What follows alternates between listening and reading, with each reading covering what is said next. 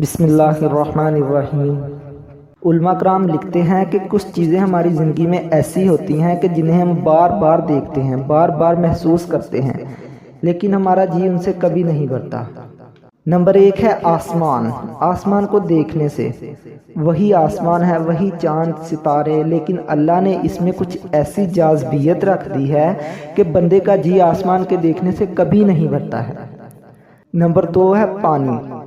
100 سال عمر ہو جاتی ہے بندے کی، روز پانی پیتا ہے، مگر پانی سے کبھی اس کا جی نہیں بھرتا۔ ہاں، اس کا پیٹ بھر جاتا ہے، وہ کہے گا کہ آج اور پانی نہیں پیوں گا، اگلے دن پھر اس کو پیاس لگ جاتی ہے، پھر پانی پیے گا۔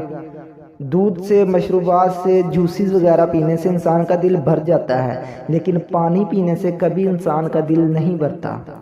چنانچہ آپ کو دنیا میں کوئی ایسا انسان نہیں ملے گا جو کہے کہ میں پانی پی پی کے تنگ آ گیا ہوں۔ اللہ نے انسان کے جسم میں اس کی طلب ایسی رکھ دی۔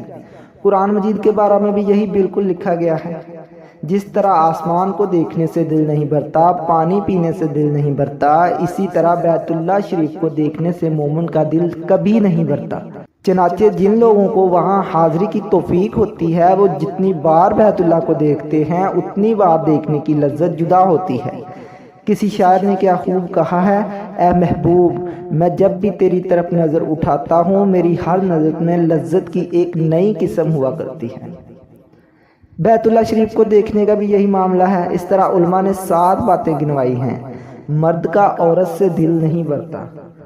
عمر گزر جائے، 100 سال عمر ہو جائے، لیکن جہاں تک اس دل کی طلب ہے تو پوتے کا نکاح ہو رہا ہوتا ہے، اور باپ کا بھی جی چاہتا ہے، دادے کا بھی جی چاہتا ہے کہ اس کے ساتھ ہمارا نکاح بھی ہو۔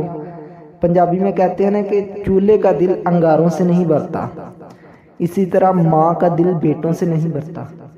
چاہے جتنے بھی بیٹے ہو جائیں، ماں کا دل کبھی بیٹوں سے نہیں بھرتا۔ اس طرح مومن کا دل کبھی قرآن سے نہیں بھرتا۔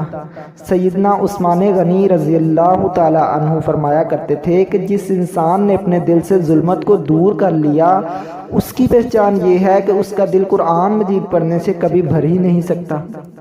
ہاں، دل میلا ہو تو پھر ایک رکوع پڑھنے کو بھی مشکل ہو جاتا ہے۔ یہ ایسا ہی ہے جیسے کوئی بندہ بیمار ہو تو اس کا روٹی کھانے کو دل نہیں کرتا، صحت مند ہو تو روٹی روز کھائے گا، بلکہ روز کھانے کو دل کرے گا۔ فرماتے ہیں کہ پاکیزہ دل کی کیا پہچان ہوتی ہے؟ ایک روحانی بیماریاں نہ ہوں، دل صاف ہو، پاکیزہ ہو، تو اس کی پہچان یہ ہے کہ مومن کا دل کبھی قرآن پڑھنے سے نہیں بھرتا۔